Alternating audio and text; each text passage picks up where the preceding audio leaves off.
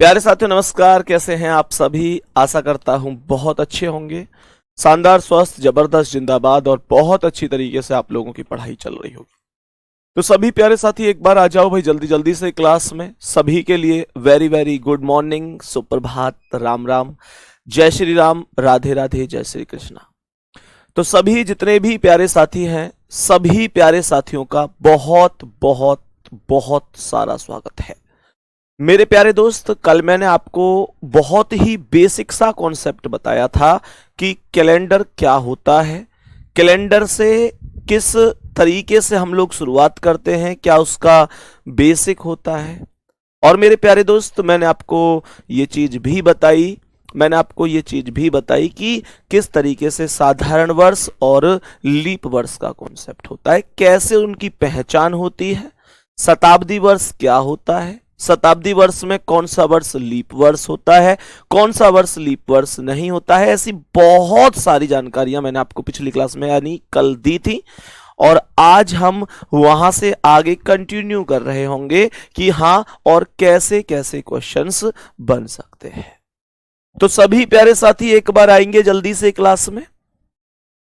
सभी मेरे प्यारे साथी एक बार क्लास में आएंगे और बताएंगे कि जैसे मैं सबसे पहला क्वेश्चन आप लोगों से पूछना चाहूंगा। बहुत बेसिक कॉन्सेप्ट से हम क्वेश्चन स्टार्ट करेंगे और आपको हर एक क्वेश्चन मेरे साथ समझते हुए चलना है। मेरे प्यारे गुड्डा, सबसे पहले अगर मैं आप लोगों से कहूं कि 100 वर्षों में, बहुत अच्छी तरीके से इस क्वेश्चन को बताना। क्वेश्चन ने कहा है कि 100 वर्षों में 31 तारीख, 100 वर्षों में 31 तारीख कितनी बार आएगी। क्वेश्चन ने कहा है कि 100 वर्ष है तो ये जो 31 तारीख है कितनी बार आएगी। 100 वर्षों में 31 तारीख कितनी बार आएगी। मेरे प्यारे साथी, इस क्वेश्चन का आंसर करने की कोशिश करो, बहुत अच्छी तरीके से समझना। इसने कहा कि 100 वर्षों में 31 तारीख कितनी बार आएगी। मेरे प्यारे गुड्डा, एक चीज ध्यान से सुनना बहुत ही बेहतर तरीके से। मैंने कहा 28 2 महीने ले लेते हैं। मैंने कहा 30 तारीख और 31 तारीख कितनी बार आती है भाई। 12 महीने होते हैं वर्ष में। 12 महीनों में से मुझे ये बताओ कि 31 तारीख कितनी बार आएगी। ऐसे पहले एक वर्ष की वैल्यू निकालो, 100 की तो अपने आप ही निकल जानी है। अगर मैं तुमसे एक छोटी सी बात बोलूं तो मुझे एक बात बताओ कि जनवरी, ध्यान से सुनना, फरवरी, यहां पर मार्च, मेरे प्यारे बच्चे यहां अप्रैल, यहां पर अगर मैं आगे चलता हूं तो मई के बाद जून के बाद जुलाई के बाद क्या आता है अगस्त के बाद सितंबर, अक्टूबर, नवंबर और दिसंबर। ठीक है, मुझे यह बताओ, क्या आप लोग इस बात को बेहतर तरीके से नहीं जानते हो कि जनवरी 31 का होता है। जनवरी 31 का होगा, फरवरी 28 या 29 का होता है, कभी 28 कभी 29, मार्च 31, अप्रैल 30, मई 31, जून 30, जुलाई 31, अगस्त 31, सितंबर 30, अक्टूबर 31, नवंबर 30, दिसंबर 31। सभी प्यारे साथी ये बताओ, क्या यहां तक कोई दिक्कत होती है कभी किसी को? हमने बचपन से ही ये चीजें सीखी है कि जब हम इस तरीके से, ये जो ऊपर गांठ पर आता है ये 31 का होता है। हम ऐसे चलते जनवरी, फरवरी, जो यहां अंदर आता है वो 30 का होता है। हालांकि फरवरी 28 और 29 का होता है, डिपेंड करता है साधारण वर्ष और लीप वर्ष के कॉन्सेप्ट पर। तो हमने कहा कि जनवरी, फरवरी, मार्च, अप्रैल, मई, जून, जुलाई, अगस्त, सितंबर, अक्टूबर, नवंबर, दिसंबर, जो गांठ पर आएगा वो 31 होगा, जो अंदर यहां आएगा वो 30 होगा। ये हर आदमी जानता है। अब दूसरी चीज को बहुत ही अच्छी तरीके से समझना। मैंने आप लोगों से कहा कि जो जनवरी का महीना है, जो जनवरी का महीना है मेरे प्यारे साथी, ये निश्चित रूप से हम जानते हैं जनवरी का महीना कितने दिन का होता है। जनवरी का महीना 31 का होगा। तो एक तो ये हो गया 31, दूसरा ये, तीसरा, चौथा, पांचवा, छठा, सातवां। कहने का मतलब यह हुआ कि एक वर्ष में 7 बार 31 तारीख होती है। गौर से सुनना, एक वर्ष में 7 बार 31 तारीख की जो वैल्यू होगी वो ये होगी कि एक वर्ष बराबर 7 बार। सही है मेरे प्यारे साथी, जब एक वर्ष की वैल्यू 7 बार है तो 100 वर्ष पूछे गए हैं आपसे, 100 वर्ष पूछे गए हैं। तो गुड्डा, जब एक वर्ष की वैल्यू 7 है तो 100 वर्ष की वैल्यू 7 गुणा 100, 700 बार होगी कि नहीं होगी। इस बात में किसी भी साथी को कोई दिक्कत हो तो मुझे बता दो। यहां तक कोई दिक्कत नहीं है, ये नॉर्मल सा कॉन्सेप्ट है, एक सिंगल दिक्कत यहां नहीं है। अब दूसरी बात समझना, मैं अब आपसे अगले स्टेप पर पूछूंगा कि अगला स्टेप क्या है। मुझे ये बताओ 100 वर्षों में 31 तारीख कितनी बार आएगी। 700 बार आ गई। अगर मैं ये क्वेश्चन बोलता हूं कि मेरे प्यारे साथी, अगर मैं क्वेश्चन बोलता हूं कि 100 वर्षों में, ध्यान से सुनना, जैसे हमने 31 निकाला ऐसे 30 भी निकल सकता है, कोई भी पूछ ले। क्वेश्चन कहे कि 100 वर्षों में 30 तारीख, 100 वर्षों में 30 तारीख कितनी बार आएगी। 100 वर्षों में 30 तारीख कितनी बार आएगी। क्वेश्चन ने यहां पर पूछा है कि जो 100 वर्ष हैं उनमें 30 तारीख कितनी बार आएगी। एक बार मैं जानना चाहूंगा कि आप मुझे क्वेश्चन का आंसर बताएं। सभी प्यारे साथी एक बार फास्ट तरीके से आंसर बताएंगे कि 100 वर्षों में जो 30 तारीख होगी मेरे प्यारे साथी वो कितनी बार आएगी। 100 वर्षों में मैंने क्वेश्चन पूछा है कि 30 तारीख कितनी बार आएगी। जवाब दो जल्दी से, जवाब दो। 100 वर्षों में 30 तारीख कितनी बार आएगी। मैं जानना चाहता हूं कि आपका आंसर क्या है। जल्दी जल्दी से आंसर करना शुरू करेंगे सभी प्यारे साथी। ऐसे कितने प्यारे साथी हैं जिनका आंसर 400 आ चुका है, वो थम्स अप कर दो कि भैया जी हमारा आंसर 400 आ चुका है। 400 आंसर है इस प्रश्न का।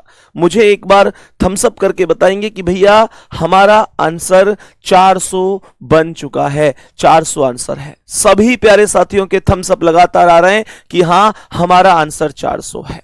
मैं अब यहां पर आप लोगों से एक चीज कहूंगा, आंखें बंद करो, आंखें बंद करो। एक बार आंखें खोलो, पहले क्वेश्चन को पढ़ो इसे। 100 वर्षों में 30 तारीख कितनी बार आएगी, ये क्वेश्चन है। अब आंखें बंद कर लेना, मेरे साथ मेरे शब्दों को बहुत अच्छी तरीके से सुनो।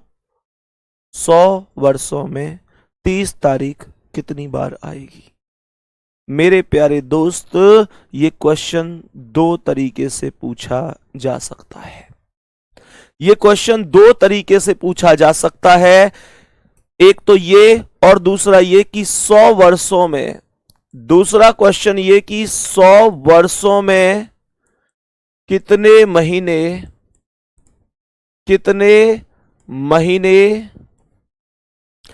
30 तारीख के होंगे। 100 वर्षों में कितने महीने 30 तारीख के होंगे। क्या आपको पता है गुड्डा? मैं बहुत ही दुख होके कह रहा हूं कि आपका जो 400 आंसर है वो गलत है। आप शिकार हुए हैं जल्दबाजी में क्वेश्चन करने का। मुझे एक बात बताओ कि आपने जो यहां पर बिना सोचे समझे एक चीज अप्लाई कर दी, आपने क्या सोचा कि 100 वर्षों में 30 तारीख कितनी बार आएगी। उसमें 1, 2, 3 और 4 आपने हिसाब लगाया कि 4 महीने ऐसे हैं, 4 महीने हैं ऐसे जिनमें 30 तारीख के हैं। तो मैं आपसे एक क्वेश्चन पूछना चाहता हूं, मुझे इस क्वेश्चन का जवाब दे दो कि जिस महीने में 31 तारीख आएगी, क्या वो महीना मेरे प्यारे गुड्डा 30 से होकर नहीं गुजरेगा? एक बार सॉरी बोलो अपने आप से, मुझसे नहीं। तुमने बहुत बड़ी गलती की है, जल्दबाजी में तुमने गलती की है। मुझे जवाब दो, जो महीना 31 का है, ये जो जनवरी है ये 31 का है, तो क्या इसमें 30 तारीख नहीं आएगी? आएगी ना, जरूर आएगी। मेरे प्यारे गुड्डा मार्च 31 का है, तो क्या इसमें 30 तारीख नहीं आएगी? जरूर आएगी। ये क्वेश्चन दो तरीके से पूछा जाएगा मेरे वीर। एक तो ये कि 100 वर्षों में 30 तारीख कितनी बार आएगी। अगर ये पूछा जाए, आपने जो आंसर दिया है ना 400, वो आपने इस क्वेश्चन का आंसर दिया है सर। आपने इस क्वेश्चन का आंसर दिया है 100 वर्षों में कितने महीने 30 तारीख के होंगे। तो 30 तारीख के महीने, एक वर्ष में 4 महीने होते हैं जो 30 तारीख के होते हैं। 30 तारीख के होते हैं। एक वर्ष में 4 महीने होते हैं जो 30 तारीख के होते हैं। तो मेरे प्यारे साथी, हमें पता है एक वर्ष की जो वैल्यू है वो 4 है। तो सीधा सीधा मैं ये कह सकता हूं, यहां 100 वर्ष थे, तो 100 में अगर मैं 4 की गुणा कर दूं तो ये 400 आ जाएगा, इसमें कोई दिक्कत नहीं है। पर ये क्या है, 100 वर्षों में क्वेश्चन ने हमसे पूछा है कि बताओ 100 वर्षों में कितने महीने ऐसे हैं जो 30 तारीख के होंगे। तो मेरे प्यारे साथी, हम अच्छी तरीके से समझेंगे इस चीज को, क्वेश्चन को बहुत ही अच्छी तरीके से समझेंगे। इस क्वेश्चन का आंसर आएगा तो हम बोलेंगे मतलब केवल फरवरी ही ऐसा है जिसमें 30 तारीख नहीं होती है, केवल फरवरी ऐसा है। तो इस क्वेश्चन का जो आंसर आएगा वो ये आएगा कि 100 में अगर मैं 11 से गुणा करूंगा तो 1100 आंसर बनेगा।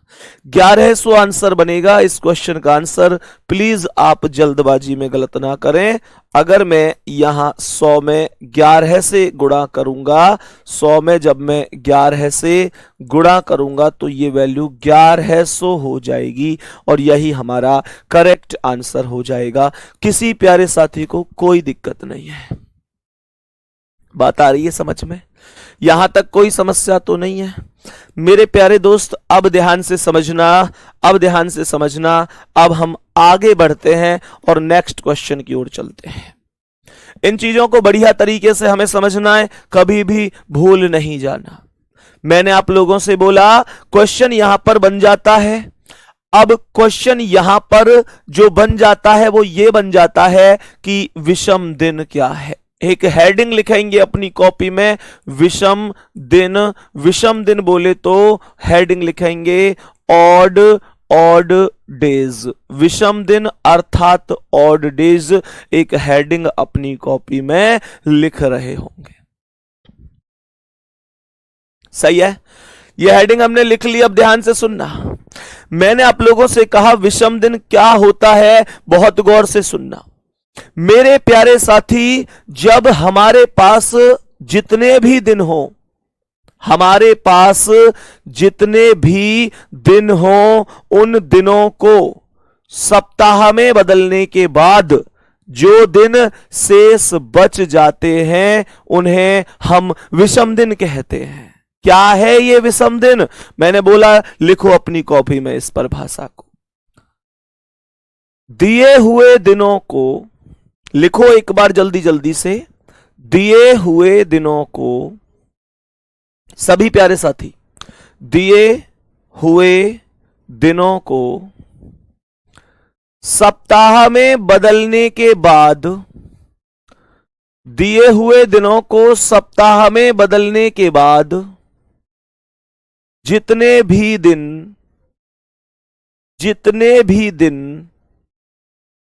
शेष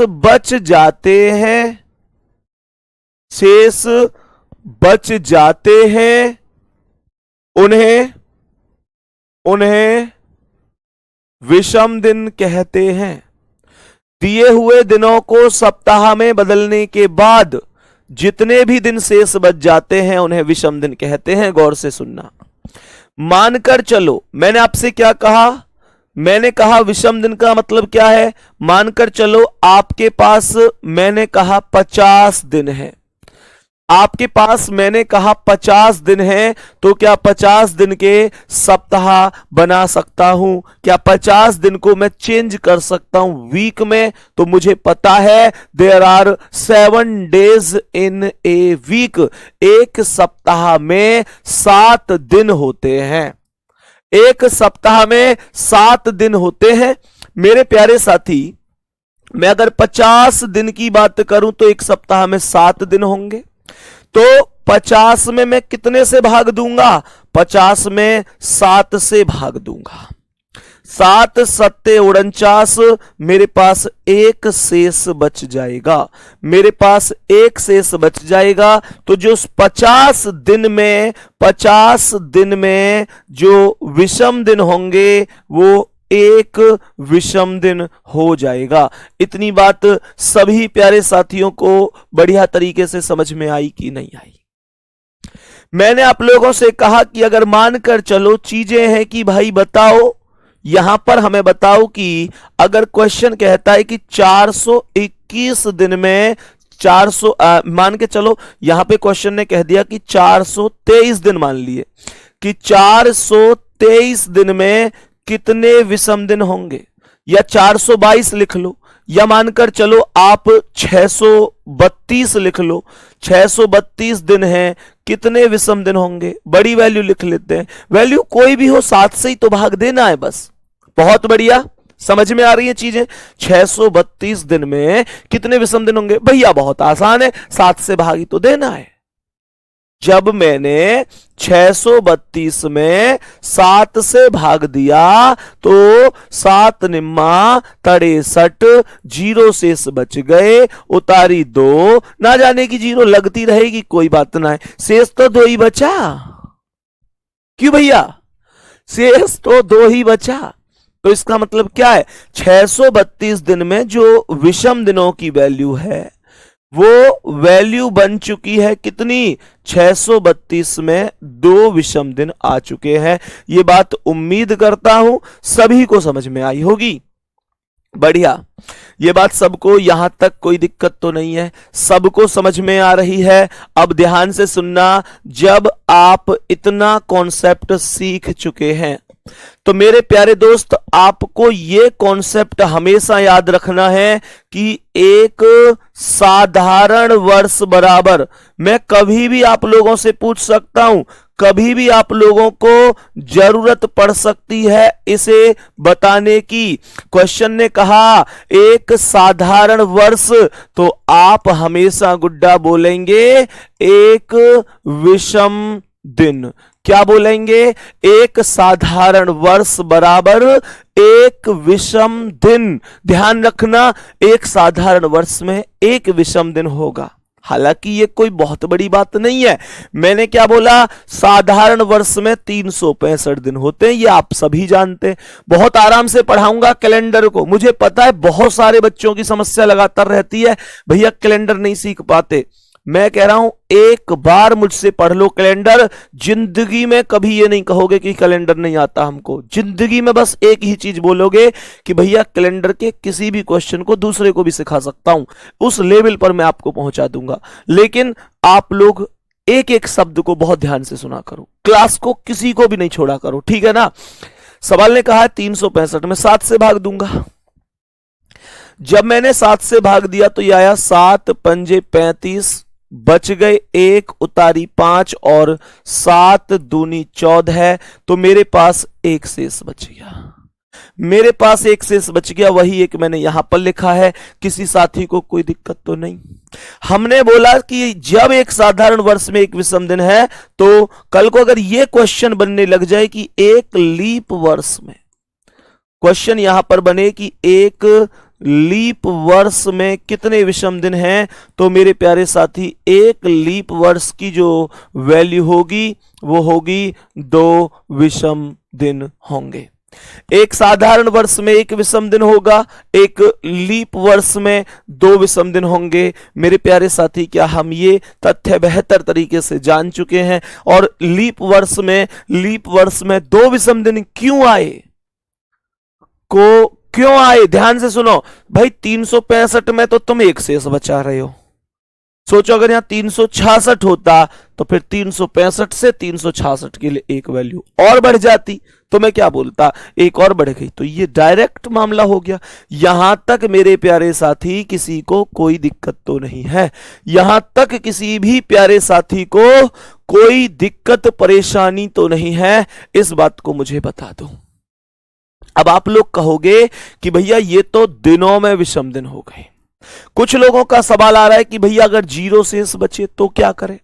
देखो, अगर मान के चलो किसी वैल्यू में जीरो ही शेष बच गया, मानकर चलो आपसे यहां पर क्वेश्चन कहता है कि भाई जैसे आपसे क्वेश्चन कहता है 56 दिनों में बताओ कितने विषम दिन है, तो आप क्या कहोगे, 7 से भाग दूंगा, 7 अट्ठे 56, कितना शेष बचा, जीरो। तो मेरे प्यारे बच्चे, इसका अर्थ या तो ये कहो कि जीरो विषम दिन, या ये कहो कि कोई विषम दिन ही नहीं है, खत्म कहानी। मैंने आपसे कहा कि या तो ये कहो कि जीरो विषम दिन, या मैं आपसे कहूंगा ये बोलो कि कोई विषम दिन ही नहीं है। कोई दिक्कत हो रही है इस बात में। चलो आगे बढ़ जाते हैं, अब नेक्स्ट क्वेश्चन की ओर चलते हैं मेरे प्यारे साथी। अगला क्वेश्चन मतलब अगले कॉन्सेप्ट पर चलते हैं कि कॉन्सेप्ट क्या है। ये जो मैंने अभी तुम्हें विषम दिन निकालना बताया है ना, एक चीज ध्यान रखनी है, ये विषम दिन तो मैंने आप लोगों को दिनों में निकालना सिखाया है, दिनों में निकालना कि दिन में विषम दिन कैसे निकले। नॉर्मल बताया, 7 से भाग दे दो, 7 से भाग, जो बच जाए विषम दिन है। मैंने इससे ज्यादा कुछ नहीं किया आपको। अब यहां पर एक तथ्य यह है कि ये वैल्यू तो हमने ऐसे निकाल ली, लेकिन अब इंपॉर्टेंट बात है कि भैया जो सेंचुरी ईयर होते हैं उनमें विषम दिन कैसे निकाला जाता है, वो चीज समझो, ध्यान से समझना। मैंने यहां पर हेडिंग लिखी शताब्दी वर्षों में, बहुत अच्छी तरीके से लिखो मेरे प्यारे साथी, एक एक चीज समझ में आएगी, परेशान नहीं होना है। सवाल ने बोला शताब्दी, ध्यान से सुनो, शताब्दी वर्षों में विषम दिन, बहुत अच्छी तरीके से सुनेंगे। एक बच्चा कह रहा है कि जितनी बार भाग जाता है वो क्या, भाई उतने तो सप्ताह बन गए ना, सही है। ऑड डेज का यूज कहां होगा, रवीना गुड़िया की कमेंट है। और यहां पर सत्यम भैया भी पूछ रहे हैं इसी कमेंट को, सेम कमेंट को। अभी सब कुछ समझ में आएगा, हर चीज का यूज होगा, हर चीज का यूज होगा, और ऐसा यूज होगा कि पेन नहीं उठाना पड़ेगा तुम्हें। क्वेश्चन ने कहा कि शताब्दी वर्षों में, मैंने यहां पर एक हेडिंग लिखी है कि शताब्दी वर्षों में विषम दिन। मैंने यहां पर एक हेडिंग लिखी है शताब्दी वर्षों में विषम दिन। मेरे प्यारे साथी, इसका मतलब है odd days in century year. क्या बोलेंगे हम, यहां पर लिख रहे होंगे odd days in century, odd days in century year. मेरे प्यारे दोस्त ध्यान से समझना, बहुत ही बढ़िया और शानदार तरीके से समझेंगे। हमने कहा कैसे वैल्यू लाएंगे, तो सबसे पहली वैल्यू क्या है, सबसे पहली वैल्यू है 100 वर्ष। सबसे छोटा शताब्दी वर्ष कौन सा होता है, 100 होता है। 100 वर्षों में विषम दिन, बहुत बढ़िया और शानदार तरीके से समझो मेरे प्यारे दोस्त। कोई बताएगा कि 100 वर्षों में विषम दिनों की वैल्यू कितनी होगी। मैंने कहा कि 100 वर्षों में विषम दिनों की वैल्यू कितनी होगी, ध्यान से सुनना। तो यहां पर कुछ बच्चे जल्दबाजी में क्या बोलेंगे, भैया जी 100 में 7 से भाग दे दो, 14 बार भाग गया, 98, 2 बच गए, यही वैल्यू है। ये गलत वैल्यू है, ये गलत वैल्यू है।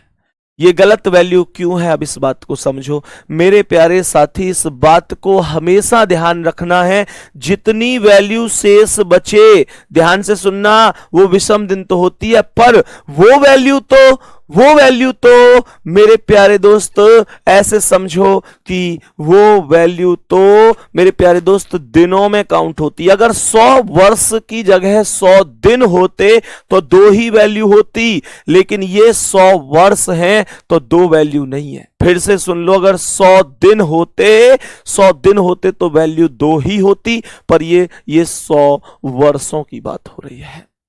तो क्या बोलेंगे, 100 वर्षों की बात हो रही है तो क्या बोलेंगे, 100 वर्षों में जो वैल्यू होगी वो 5 होगी। ध्यान रखना भैया 100 वर्षों में 5 कैसे आया, तुरंत मन में क्वेश्चन उठा होगा, अभी जवाब दूंगा।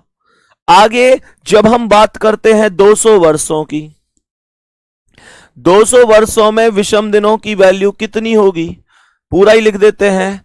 200 वर्षों में विषम दिन कितने होंगे, तो मेरे भाई 200 वर्षों में होंगे 5 के बाद 100 में तो 5 हुए, इसमें होंगे 3 विषम दिन। 200 वर्षों में 3 कैसे आया ये भी समझाऊंगा, सब कुछ समझेंगे। 300 वर्षों की वैल्यू बता दो। 300 वर्षों में विषम दिन, 300 वर्षों में विषम दिन तो कितने हो जाएंगे, 3 के बाद 1 होगा। 300 वर्षों में 1 विषम दिन होगा और अंत में हम 400 वर्षों की वैल्यू लिख रहे होंगे, तो 400 वर्षों में विषम दिन कितना होगा, 0 होगा, 0 हो जाएगा। सर ये 5 कैसे आए हैं, वही बता रहा हूं मोहित भाई, वही वैल्यू बता रहा हूं, ठीक है। 100 में 5 कैसे आया, ध्यान से सुनो। जब मैं 100 में 5 वैल्यू लाऊंगा तो मेरे प्यारे साथी मानकर चलो ये वैल्यू कैसे आई, इसे सुनो। आपके पास 100 वर्ष है, हमने कहा कि आपके पास 100 वर्ष है। कॉपी पेन कमेंट रोक देना और मेरी बात को बहुत गौर से सुनना। मैंने आप लोगों से कहा कि आपके पास जो टोटल वर्ष है वो टोटल 100 वर्ष है, 100 ईयर है। जब आपके पास 100 वर्ष है तो मुझे ये बताओ इन वर्षों में से कुछ वर्ष साधारण होंगे कि नहीं होंगे, कुछ वर्ष लीप वर्ष होंगे कि नहीं होंगे। मेरे प्यारे साथी मैं आपसे एक चीज पूछना चाहता हूं। मैंने पिछली क्लास में अर्थात कल आप लोगों को एक चीज कराई थी कि 100 वर्षों में कितने लीप वर्ष होंगे। अपने पन्ने पलटो, जिन्होंने कल की क्लास नहीं की है रिक्वेस्ट है पहले कल की क्लास करो। 100 वर्षों में कितने लीप वर्ष होंगे, ये क्वेश्चन कल ही करवाया था जब मैंने आपसे कहा था कि मेरे भाई जब कभी लीप वर्ष की बात होगी तो 4 से डिवाइड कर देना, 25 बार भाग जाएगा, 25 चौका 100 पर मैंने कहा था 25 सही आंसर नहीं है, क्योंकि 100 तक जा रहा हूं तो 1 से लेकर 100 तक जो 100वां वर्ष है वो एक शताब्दी वर्ष है। मेरे प्यारे साथी शताब्दी वर्ष का मतलब पीछे 2 जीरो होती हैं और 100 वर्ष है। मेरे प्यारे साथी शताब्दी वर्ष में लीप वर्ष है या नहीं है, इस बात को चेक करने के लिए 400 से भाग दिया जाता है, लेकिन इसमें भाग नहीं जा रहा है तो 25 में से 1 घटाया था, तब 24 आपको आंसर बताया था। यह बात सबको याद होगी, सबको। तो कहने का मतलब यह हुआ कि 100 वर्ष जो होते हैं उनमें से 24 वर्ष ऐसे होते हैं जो लीप वर्ष होते हैं। 100 वर्षों में 24 वर्ष ऐसे होते हैं जो लीप वर्ष होते हैं, तो बाकी सभी साधारण होते हैं, अर्थात 76 कहां से आ गया, 76 कहां से आ गया। मेरे प्यारे साथी साधारण और लीप 2 ही कॉन्सेप्ट हैं, इनके अलावा कोई भी कॉन्सेप्ट नहीं होता। जब कोई कॉन्सेप्ट नहीं होता तो 100 में अगर 24 लीप वर्ष हैं, 100 में 24 लीप वर्ष हैं तो 100 में से 24 घटा दो, 76 ही तो बचा और कोई वैल्यू ही नहीं है। तो अब खुद सोचो कि 100 रुपए थे आपके पास, 24 खर्च हो गए तो 76 ही तो बचे। 100 माइनस 24 बराबर 76, खत्म कहानी। यही कॉन्सेप्ट है। अब सुनो ध्यान से,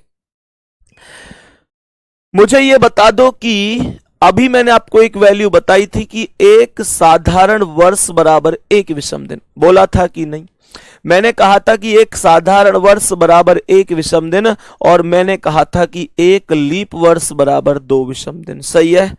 तो मेरे प्यारे साथी जब एक साधारण वर्ष की वैल्यू 1 है, जब एक साधारण वर्ष की वैल्यू 1 है तो 76 साधारण वर्ष की वैल्यू 76 होगी कि नहीं होगी?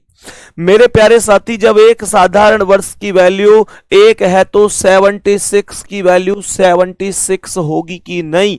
मेरे प्यारे साथी, अभी मैंने बताया था कि एक लीप वर्ष की वैल्यू 2 है, तो एक लीप वर्ष में 2 विषम दिन है, तो क्या मैं ये कह सकता हूं कि 24 लीप वर्ष में 48 विषम दिन होंगे, 48 होंगे? इस बात में कोई दिक्कत नहीं है। अब यहां पर ध्यान से समझना, ये 76 जो विषम दिन है ये साधारण वर्ष के हैं, ये जो 48 विषम दिन है ये लीप वर्ष के हैं। तो मुझे एक छोटा सा कॉन्सेप्ट बता दो कि जब ये साधारण के हैं, ये लीप के हैं, मेरे प्यारे साथी 76 और 48 दोनों की दोनों वैल्यू है तो 100 का ही हिस्सा है, तो 100 का ही हिस्सा। तो सीधी सी बात है, सीधा सा कॉन्सेप्ट है। मैंने 76 और 48 को जोड़ दिया, 124 आ गया। 124 आ गया, और 124 में जब मैंने 7 से भाग दिया तो 17 सत्ते 119, आपके पास 5 शेष बचेगा। जो 5 शेष बचा है वही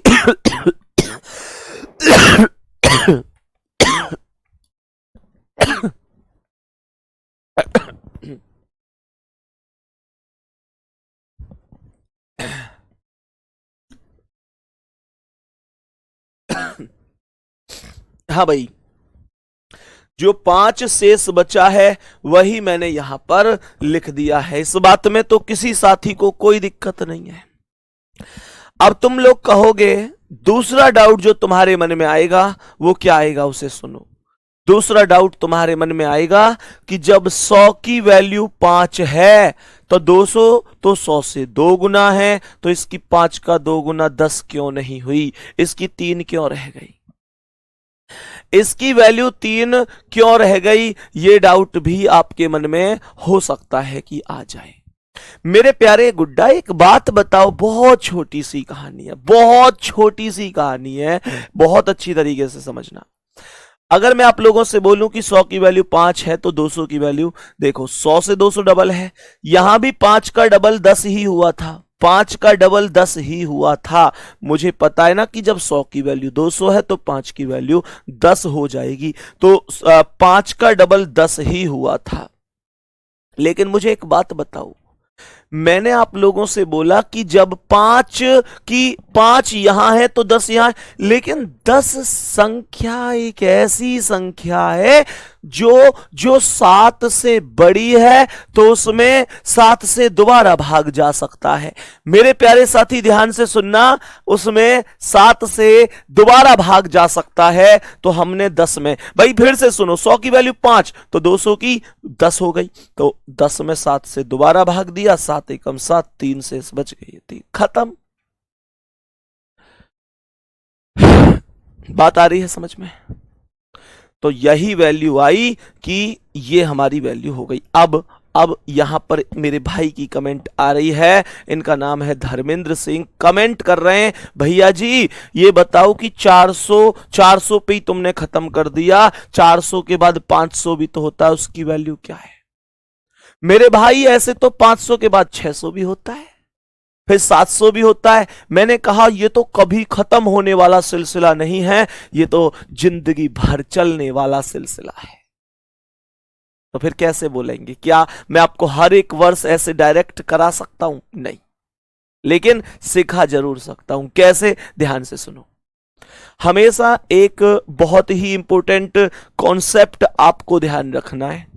वो कॉन्सेप्ट क्या है? ध्यान से समझना। अगर 400 की वैल्यू 0 है, सुनो ध्यान से, कमेंट रोक के, अगर 400 की वैल्यू 0 है तो 400 से कटने वाली सभी संख्याओं की वैल्यू 0 ही होगी।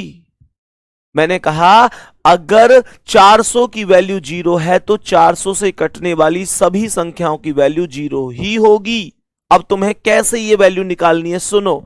जैसे तुमको वैल्यू निकालनी है कि 500 में कितने होंगे, यही तो डाउट था गुड्डा तुम्हारा। तुम 500 की बात करते हो, हर चीज सीख के जाओगे यहां से। ऐसे सोचो यार, 500 से छोटी ऐसी कोई संख्या सोचो मन में जो 400 से पूरी तरह कट जाए, पूरी तरह कट जाए, तो वो तो 400 ही है। 500 से छोटी जो 400 से कट जाए वो तो 400 ही है। तो 400 की वैल्यू कितनी पढ़ी है हमने? 0 पढ़ी है। अब तुमको कितना चाहिए? 500। कितना मिल गया? 400। गुड्डा कितने का अंतर है? कितने का अंतर है?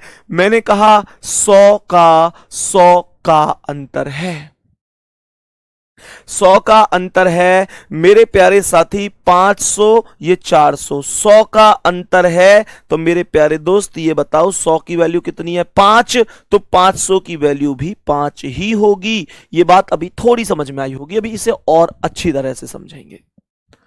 अब ऐसे समझो, मुझे ये बताओ, अगर मानकर चलो तुम्हें जैसे कभी वैल्यू चाहिए कि तुमको कभी जैसे 1400 की वैल्यू चाहिए, तो यहां पर 1400 से छोटी अपने मन में एक ऐसी संख्या सोचनी है जो 400 से पूरी तरह विभाजित हो जाए, जो 400 से पूरी तरह विभाजित हो जाए।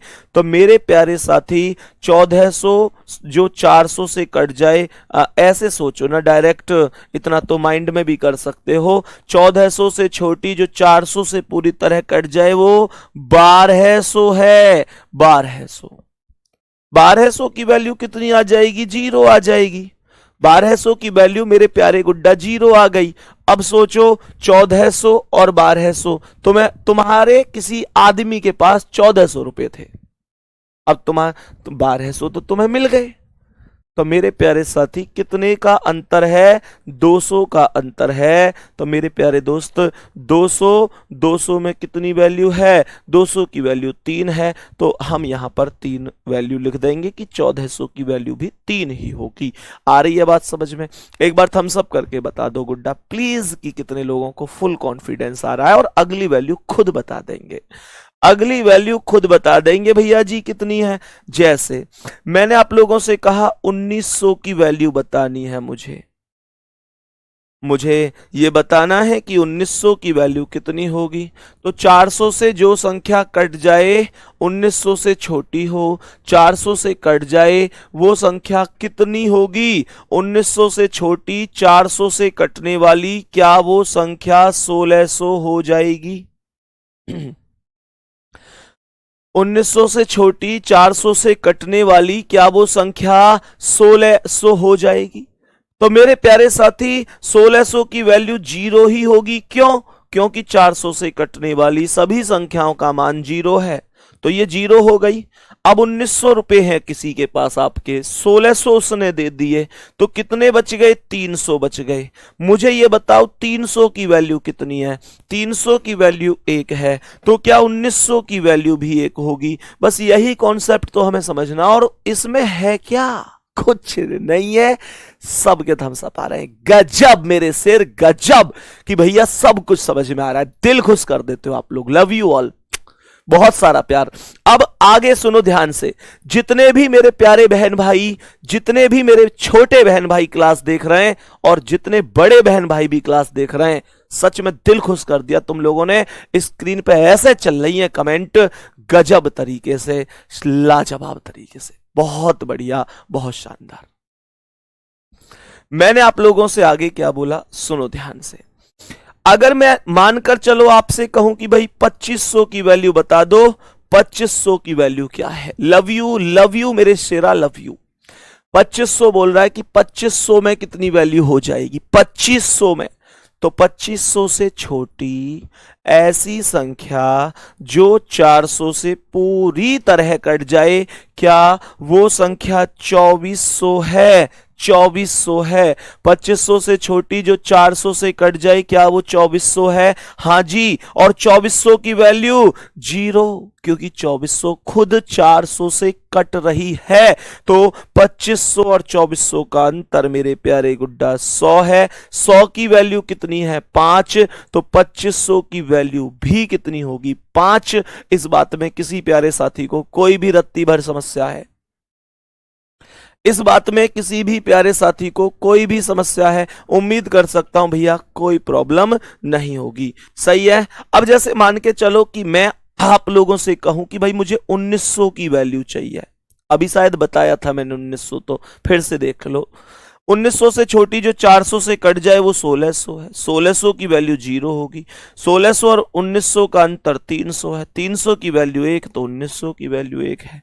कुछ भी नहीं है, जैसे चाहो ऐसे कर सकते हो। हमने इतना कॉन्सेप्ट पढ़ा है, सबको समझ आया होगा। अब मैं चलता हूं अगले कॉन्सेप्ट पर, जो कॉन्सेप्ट मेरे बहन भाइयों की कमेंट थी कि भैया इनका यूज कहां है, विषम दिनों का यूज कहां होता है, इस चीज को बता दो।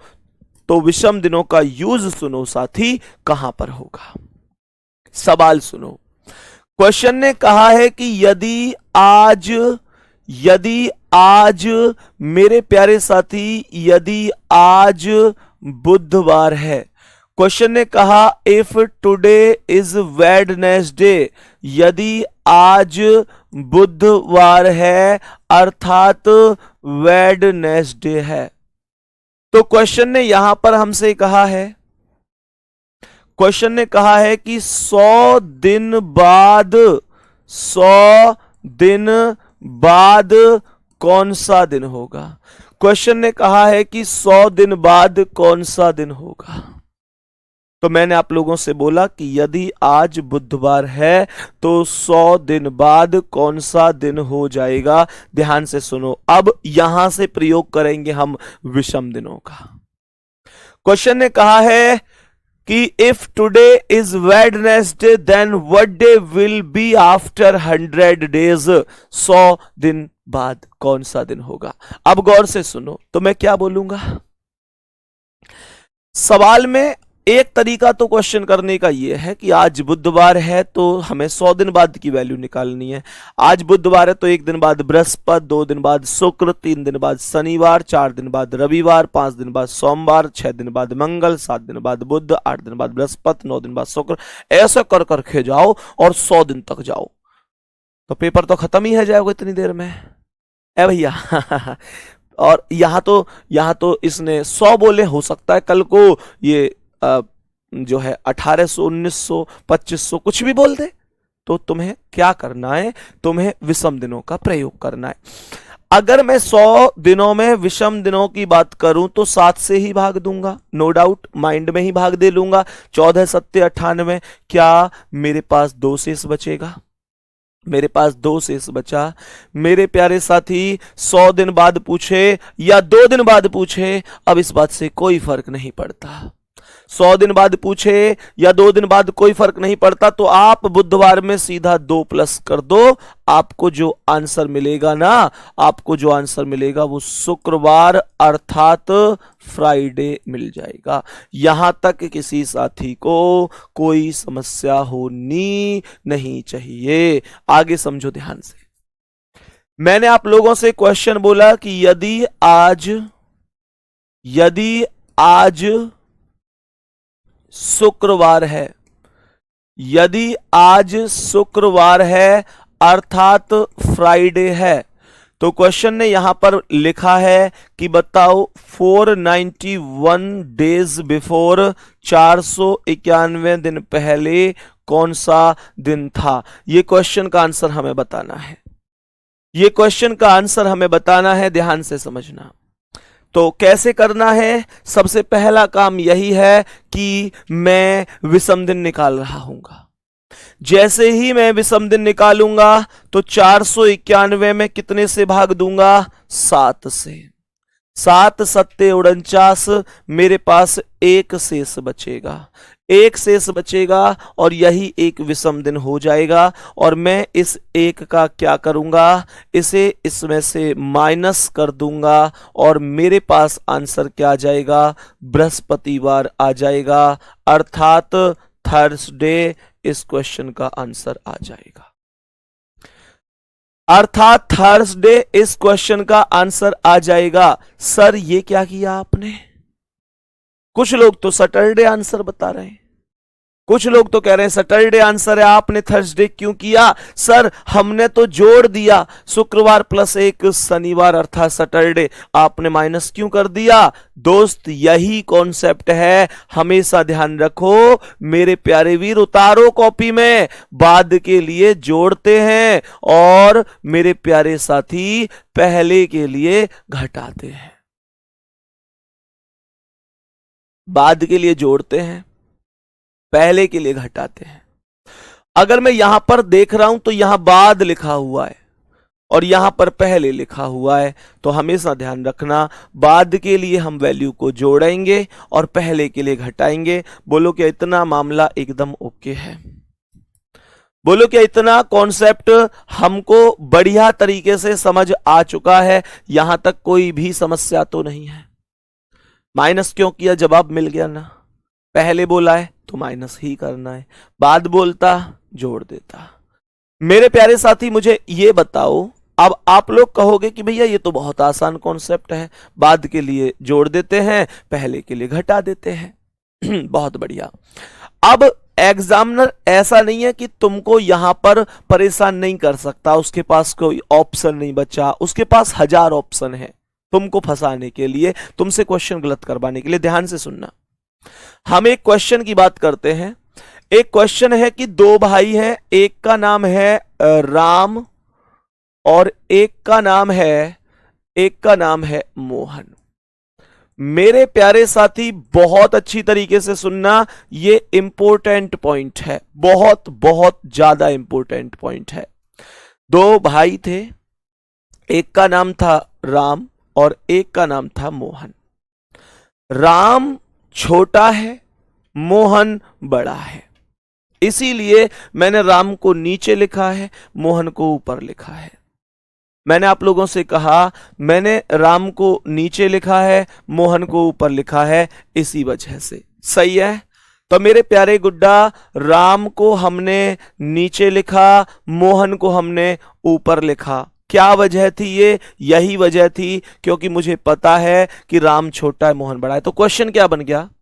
यदि राम का भाई मोहन राम से बड़ा है, कितना बड़ा है उस चीज को भी समझ लेते हैं। तो जो मोहन बड़ा है राम से, वो बड़ा है 491 दिन, 491 दिन बड़ा है। क्वेश्चन कहता है यदि मोहन का जन्म, क्वेश्चन यहां पर कहता है यदि मोहन का जन्म शुक्रवार को हुआ है, अर्थात मैं कहूं जैसे शुक्रवार, क्या हम यहां पर बृहस्पतिवार मान लेते हैं, जैसे बृहस्पतिवार को हुआ है अर्थात मैं कहूं थर्सडे को हुआ है, तो मेरे प्यारे साथी क्वेश्चन यहां पर यह बनता है यदि मोहन का जन्म बृहस्पतिवार को हुआ है तो राम का जन्म कब हुआ होगा? इस क्वेश्चन का आंसर हमें बताना होगा। तो क्वेश्चन ने यहां पर बोला है कि यदि राम का भाई मोहन राम से 491 दिन बड़ा है और मोहन का जन्म बृहस्पतिवार को हुआ है, तो बता दो राम का जन्म कब हुआ होगा? मेरे प्यारे साथी जल्दी से। अब यहां पर पिछले क्वेश्चन में तो हमसे यह बताया था कि बाद, मैंने आपको यह बताया था बाद के लिए जोड़ते हैं, पहले के लिए घटाते हैं, पर यहां पर कॉन्सेप्ट ये आ गया कि बाद और पहले का कोई कॉन्सेप्ट नहीं है, यहां तो छोटे और बड़े का कॉन्सेप्ट है। तो इस क्वेश्चन में मुझे ये बताओ कि मुझे इस क्वेश्चन में माइनस करना चाहिए या प्लस करना चाहिए? इस बात में तो कोई संदेह नहीं है कि जब 491 में विषम दिन निकालूंगा तो एक विषम दिन आ जाएगा। भाई 491 में एक विषम दिन ही तो आएगा निकल कर, 491 में एक आएगा, 7 7 49, एक विषम दिन आ गया। अब यहां पर कंफ्यूजन ये नहीं है विषम दिन क्या है, कंफ्यूजन ये है कि मैं इस एक को माइनस करूं या प्लस करूं। माइनस या प्लस बताओ जल्दी, मैं आपको दो चीजें बोल रहा हूं। तो एक बार बता दो कितने लोग माइनस कर रहे हैं और कितने लोग प्लस कर रहे हैं? बोलो सभी प्यारे साथी, बोलो क्या जवाब होगा? सभी प्यारे साथी बता दो क्या जवाब हो सकता है?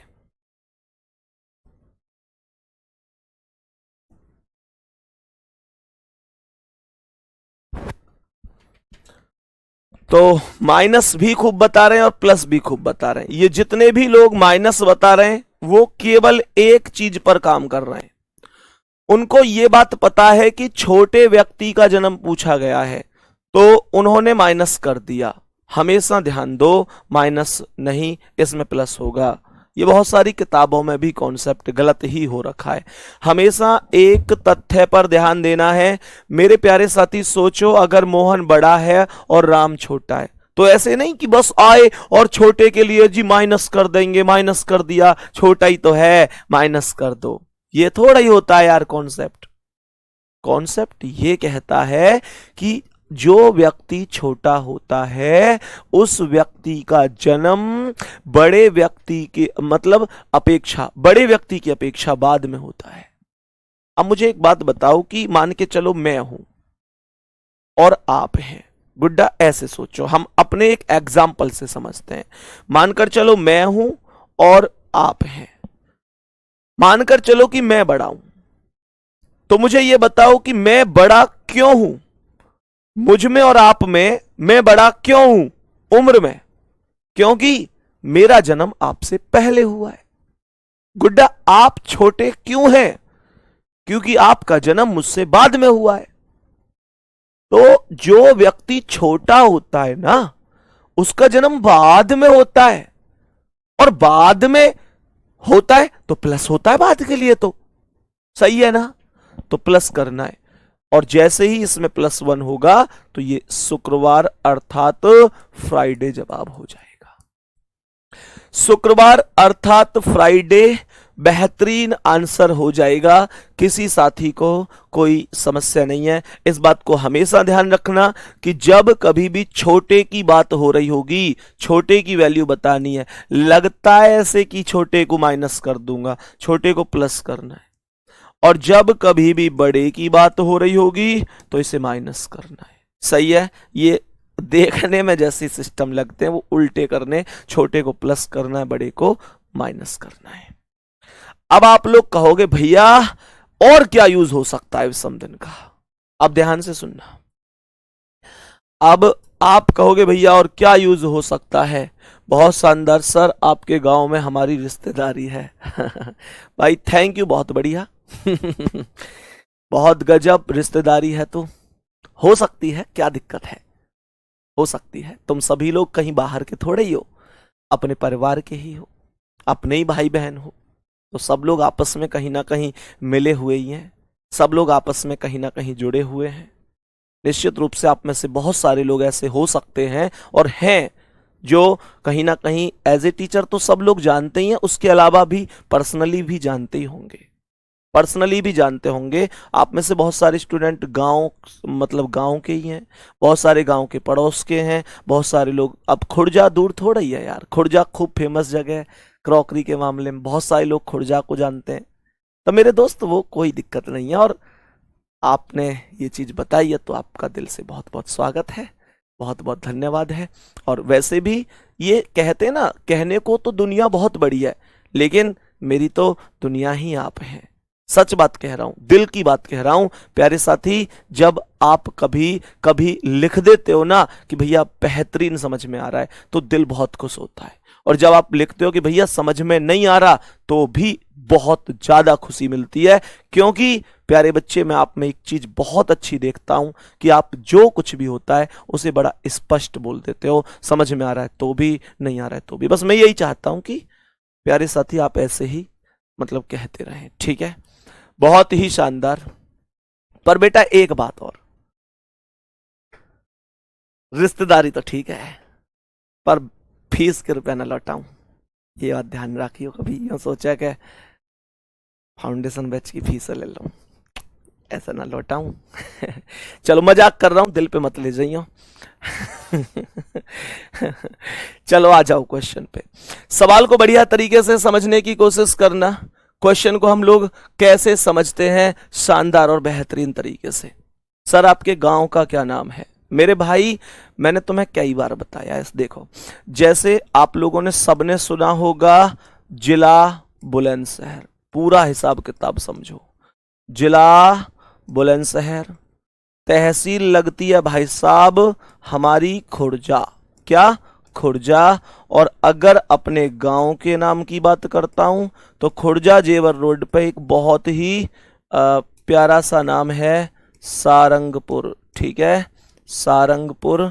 और प्यारे साथी यही आपका गांव है, यही आपका गांव है, और इसी गांव में एक छोटा सा घर भी है आपका।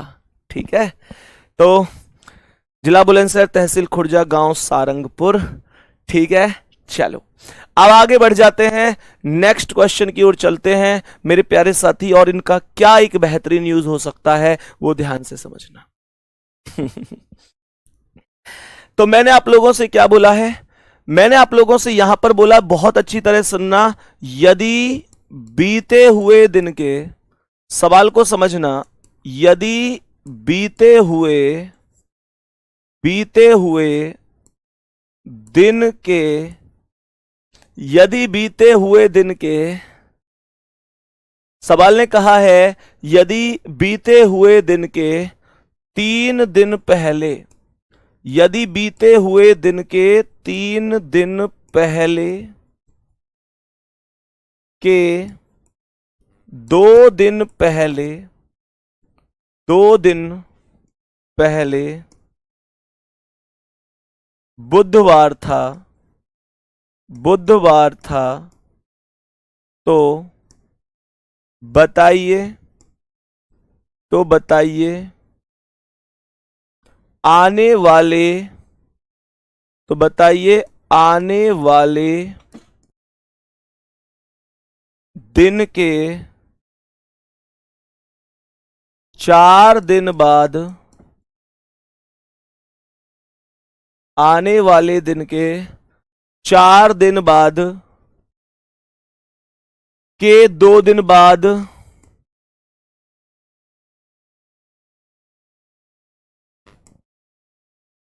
के 2 दिन बाद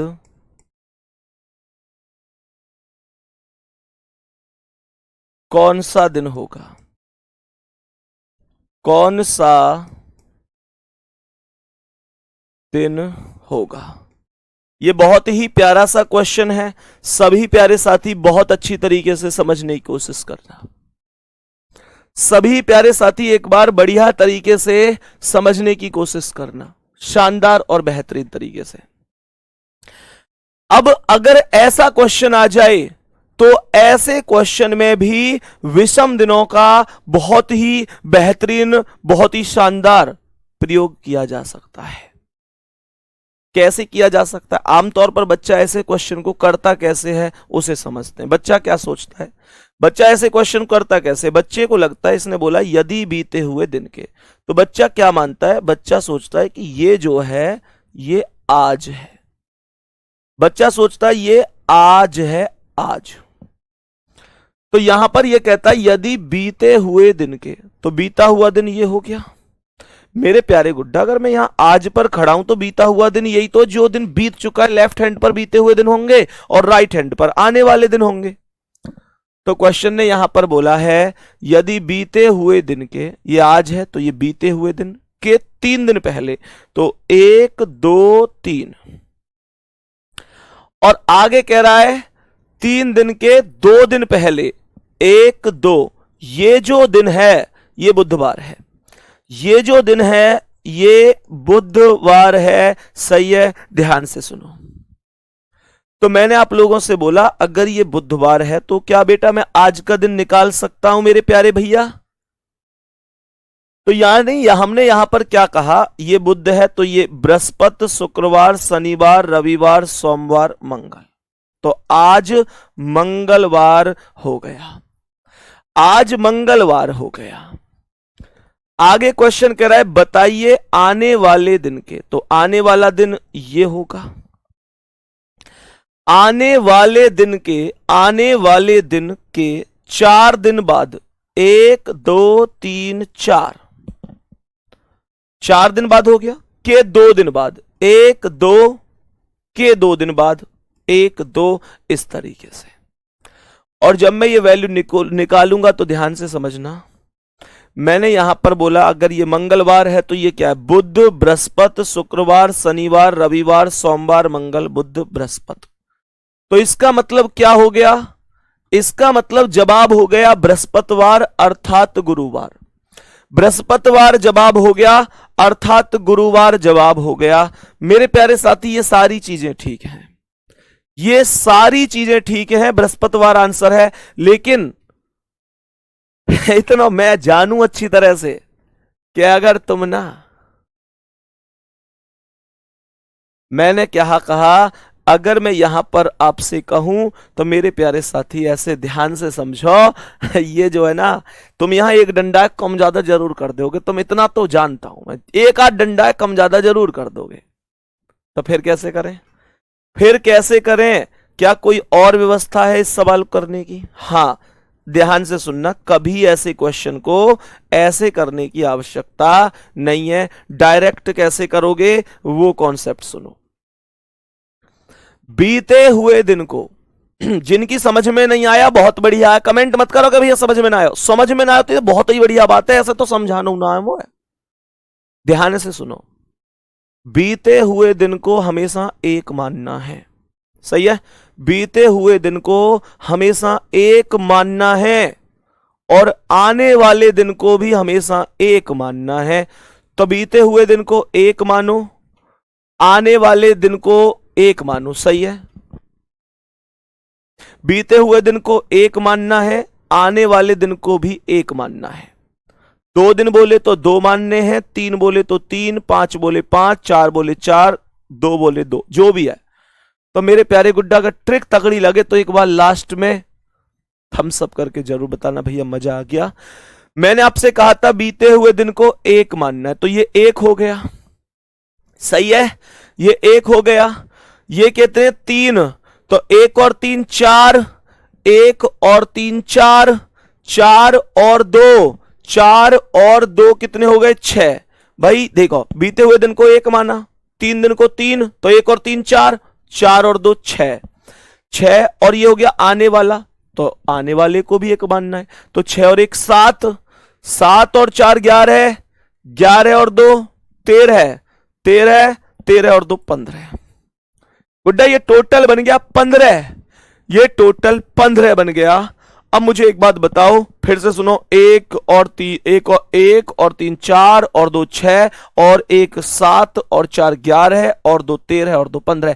15 में विषम दिन बता दो जल्दी तुम मुझे, 15 में विषम दिन बता दो जल्दी। 15 में 7 दूनी 14, 1 बच गया, एक विषम दिन, एक विषम दिन, और एक है जोड़ दो जो दिन दे रखो है, कौन सा, बुधवार, बुधवार में 1 जोड़ो, बृहस्पतिवार।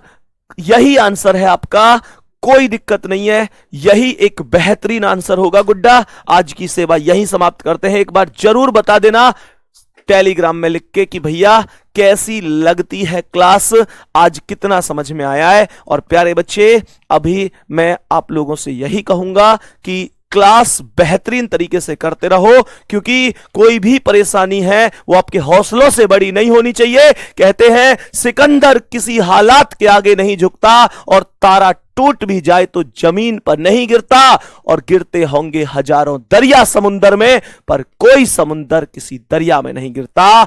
मुश्किलों में भी क्या कहते हैं, मुश्किलों में हौसलों को आजमाना सीख लो, दर्द में भी यार मेरे गुनगुनाना सीख लो। डर गया जो डूबने से पार क्या कर पाएगा, इसलिए समुंदर के किनारे घर बसाना सीख लो, घर बसाना सीख लो। धन्यवाद, जय हिंद, जय भारत।